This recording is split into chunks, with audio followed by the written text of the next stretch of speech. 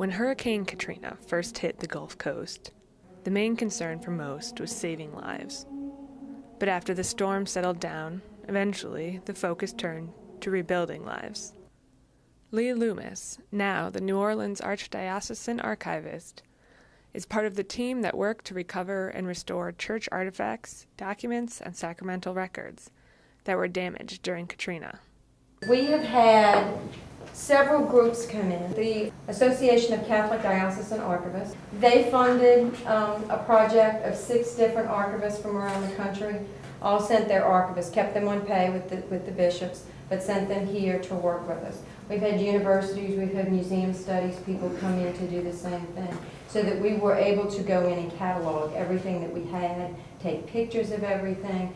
We have well over 7,000 items. Many of them have already gone back into the parishes, so we're able to clean them up and get them back.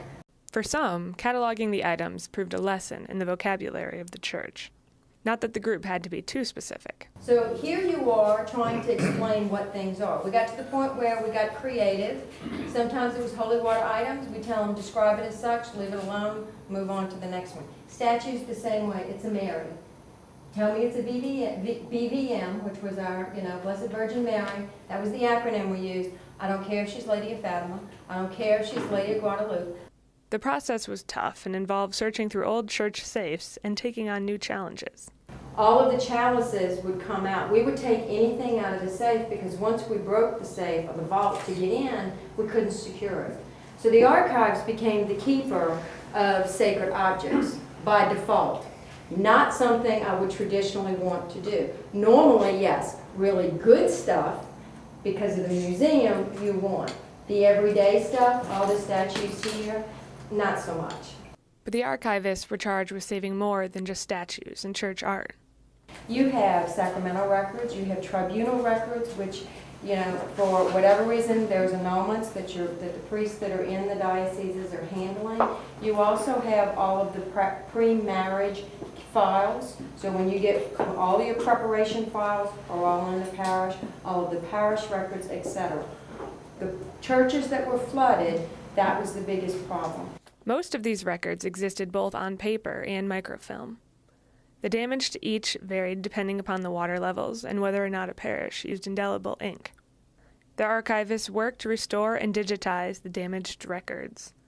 Paper copies were stored in freezers to prevent mold, then gradually thawed, dried, and cataloged.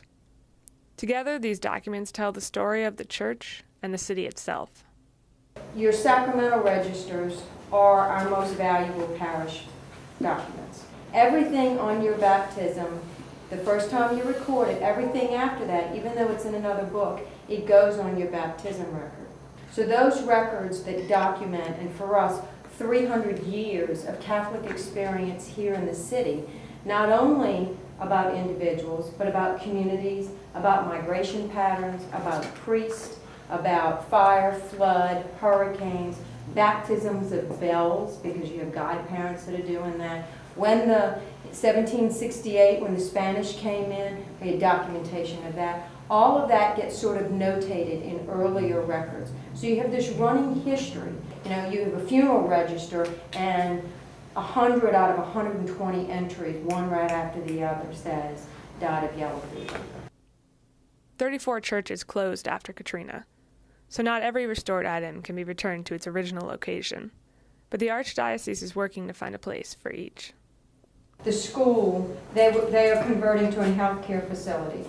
We have been able to go out and get them material that they need so that it has a feel of Catholic in nature. We have stained glass that they're reworking. We have statuary that's gone back. It's these seemingly small touches that can help to make a place feel like home. They are symbols of our faith. And perhaps, especially for the people of New Orleans, it helps to know that it's possible for something to be thought lost, but for it to someday emerge, restored and renewed.